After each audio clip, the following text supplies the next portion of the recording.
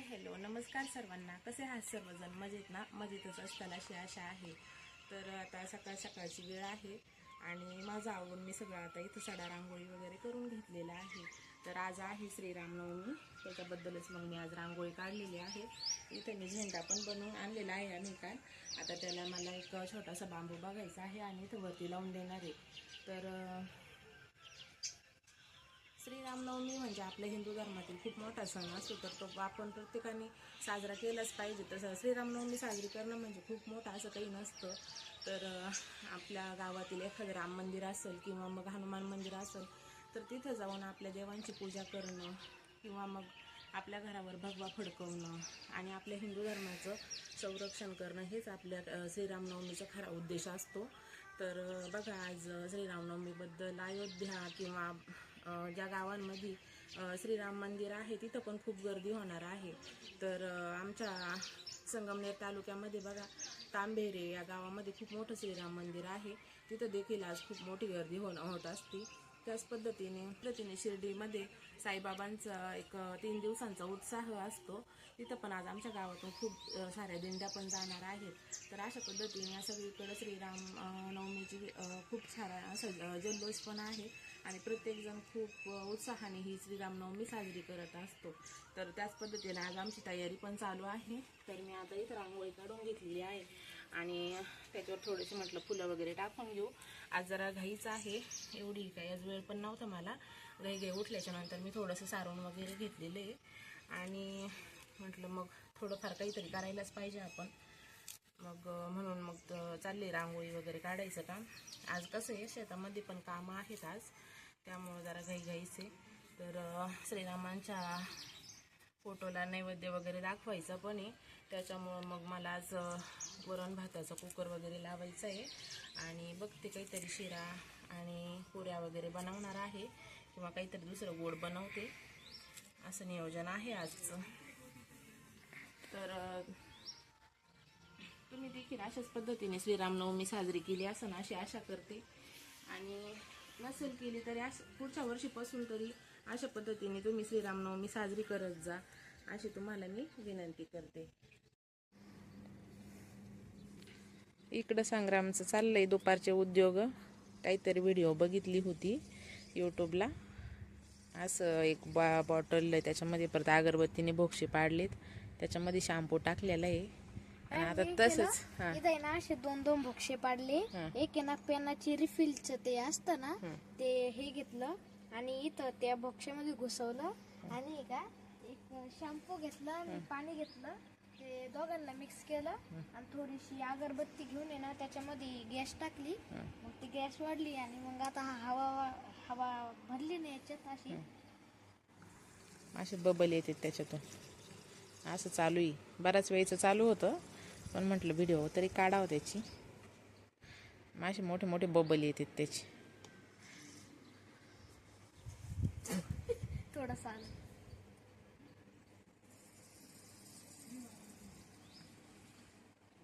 अशा पद्धतीने बबल येतात. मग ते असे दुपारी काहीतरी उद्योग चालू राहते, स्कूल नसले म्हणजे बाटली कुठंतरी शोध, त्याला भोक्षे पाडास, काही ना काही चालूच राहत असतं त्याचं.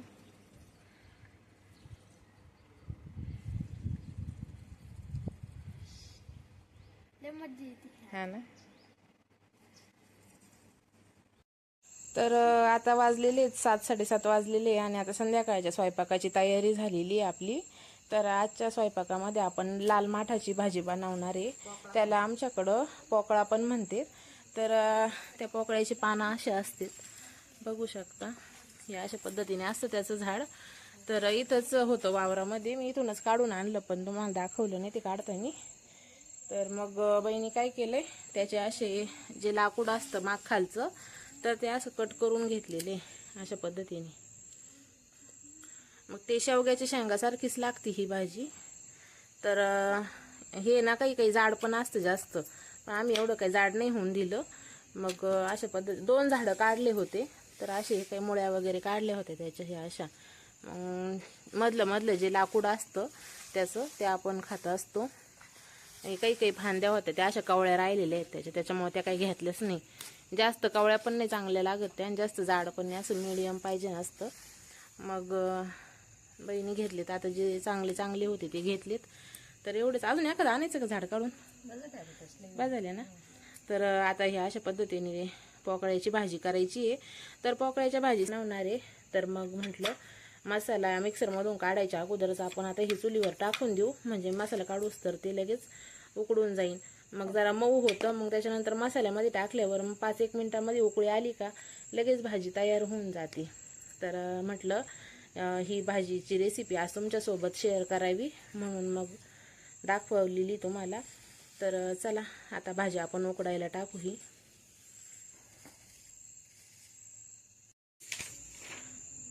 तर आता चुलीला चांगला जाळ लागलेला आहे. आपण त्याच्यावर कढई पण ठेवून घेतलेली आहे. आता त्याच्यामध्ये मी पाणी टाकून घेणार आहे.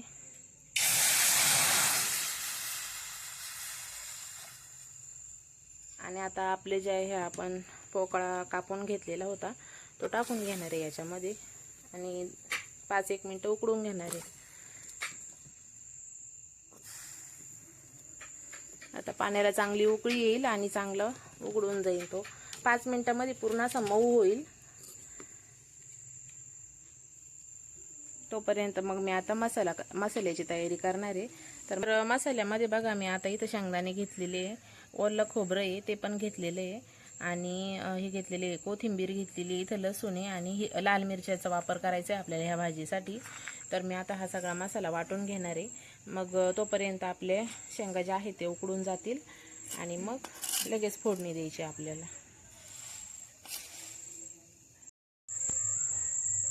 आता आपला पोकळा छान अशा पद्धतीने आपण कढईतून खाली काढून घेतलेला आहे. त्याच्यात जे पाणी होतं मी ते टाकून दिलेलं आहे.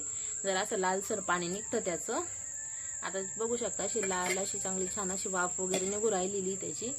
आणि इकडं बाईचं चाललंय आता भाजी फोडणीला टाकायच्या अगोदर पेंडवडे तळून घ्यायचं चाललेलं आहे. तर त्याला काही जास्त तेल नाही लागत. अशा पद्धतीने पेंडवड्या तळायचं चाललंय. तळल्याच्या नंतर खूप छान अशा क्रिस्पी लागतात त्या. कलर बदलतो कारण त्याच्यामध्ये बाजरी आपण हावरीचा वापर केलेला होता आणि लसणाच्या पातीचा पण वापर केलेला होता. तेल जास्त तापलेलं आहे म्हणून आपण खाली काढून घेतलंय. त्याच्यामध्ये मी आता थोडी मोहरी टाकून घेणार आहे आणि थोडी हळद पण टाकून घ्यायची आपल्याला. हळद टाकून घेतलेली आता आणि त्याच्यामध्ये आता आपल्याला जो उकडलेला पोकळा होता तो टाकून घ्यायचा चालले.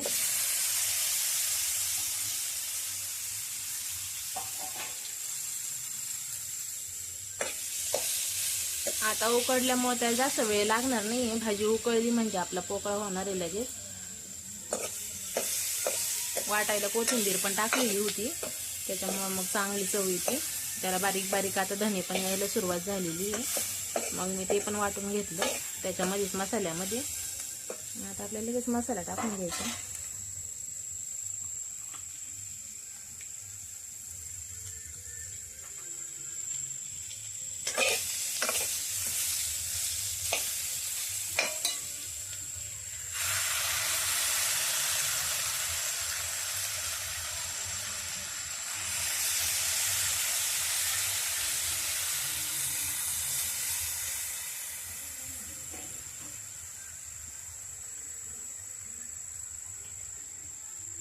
आता आपल्याला ज्या पद्धतीने लागेल त्या पद्धतीने आता थोडासा घट्ट पातळ करू शकतो. आणि पण याच्या सोबत काय होतं बाजरीची भाकर छान लागते.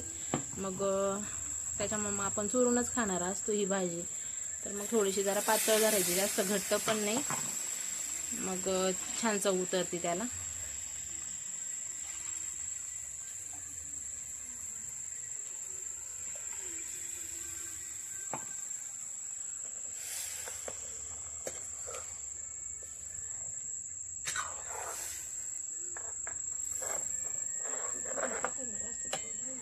वरून कोथिंबीर पाहिजे होती पण ती निब्बार झाली त्याच्यामुळे मग वाटूनच टाकली.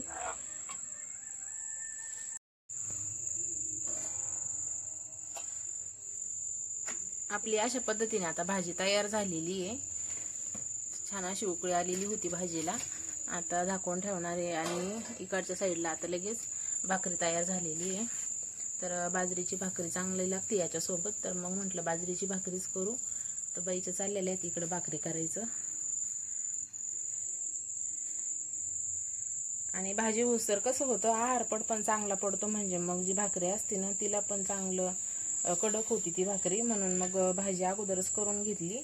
कधी कधी मी आतमध्येच करत असते भाजी गॅसवर, पण आज तुमच्यासोबत रेसिपी शेअर करायची होती म्हणून मग मी आज बाहेर भाजी केली.